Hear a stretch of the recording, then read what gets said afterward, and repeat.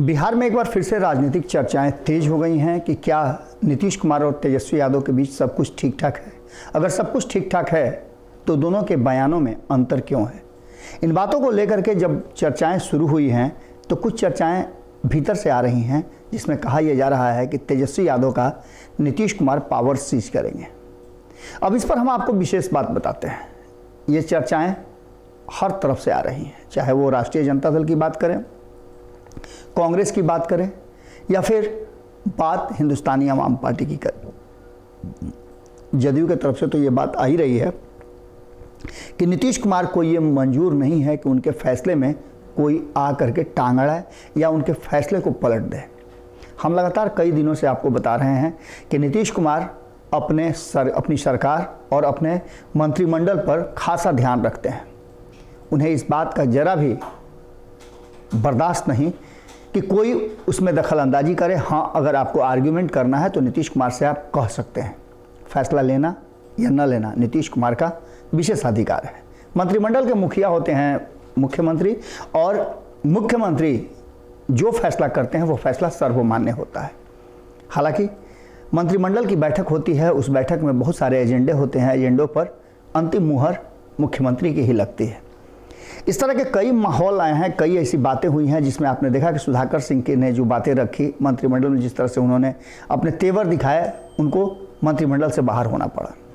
मामला अभी उनका चल ही रहा है कि इस बीच में तेजस्वी यादव से पहले शिक्षा मंत्री चंद्रशेखर पर भी इसी तरह की बात हुई थी और मुख्यमंत्री नीतीश कुमार ने स्पष्ट कहा था कि मंत्रिमंडल और मंत्रिमंडल में होने वाले फैसले एक गोपनीय फैसले हैं जिसे सार्वजनिक मंच पे तब तक नहीं ओपन किया जा सकता है जब तक कि वो पब्लिक डोमेन में आते नहीं है और मंत्रिमंडल से उसकी स्वीकृति नहीं हो जाती है।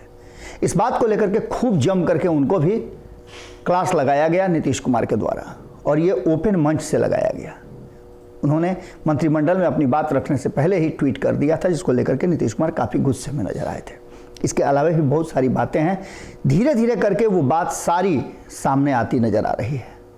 एक तरफ जहां लालू परिवार पर विभिन्न जांच एजेंसियों का शिकंजा और पूछताछ जारी है, तो वहीं दूसरी तरफ तेजस्वी यादव के एक फैसले को लेकर के लगातार चर्चाएं तेज हैं। हमने भी आपको बताया था जिस तरह से आनंद किशोर को कई विभागों से हटाया गया, इस बात को लेकर के नीतीश कुमार भीतर ही भीतर इस फैसले से नाराज नजर आ रहे हैं। इतना ही नहीं, इसके अलावा भी बहुत सारी बातें हैं मंत्रिमंडल विस्तार को लेकर के या मंत्रिमंडल से जुड़े किसी भी बात को लेकर के। जब नीतीश कुमार पहले से फैसला ले चुके हैं तो उस फैसले को पलटने या उस फैसले पर अपनी राय रखने का अधिकार किसी को नहीं है।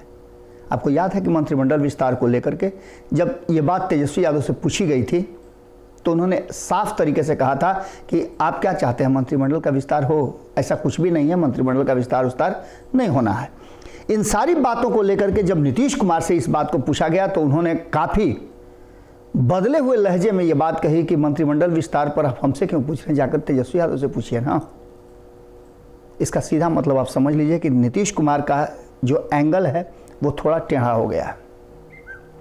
कहा जा रहा है कि इसी बजट सत्र के दौरान जब विधानसभा की कार्रवाई फिर से शुरू होगी होली के बाद, तो बड़ा फैसला नीतीश कुमार लेने वाले हैं। नीतीश कुमार तेजस्वी यादव का पावर सीज करने की तैयारी में लगे हुए हैं। तेजस्वी यादव के पास बहुत सारे ऐसे विभाग हैं जिनका कामकाज कहा जा रहा है कि व्यस्तता के कारण नहीं हो पा रही है। एक तो मुख्यमंत्री का कार्य उनको करना है और मुख्यमंत्री के कार्यों में उनकी सहभागिता भी रहती है, तो दूसरी तरफ 4-4, 5-5 विभागों का काम देखना उनके लिए संभव नहीं हो पा रहा है। हालांकि अगर देखा जाए तो नीतीश कुमार जो मुख्यमंत्री हैं उनके पास भी कई विभाग हैं। सामान्य प्रशासन विभाग है, गृह विभाग है, मंत्रिमंडल सचिवालय का निगरानी उनके पास है, निर्वाचन उनके पास है। इसके अलावे अन्य जो विभाग किसी को आवंटित नहीं हुए हैं वो भी नीतीश कुमार के पास है। लेकिन नीतीश कुमार अपने हिसाब से उन कार्यों को संपादित करते हैं। चूँकि मुख्यमंत्री हैं, मंत्रिमंडल के मुखिया हैं, तो वो काम किसी से भी करवाते रहते हैं, उनके अधिकारी हैं जो काम करते रहते हैं।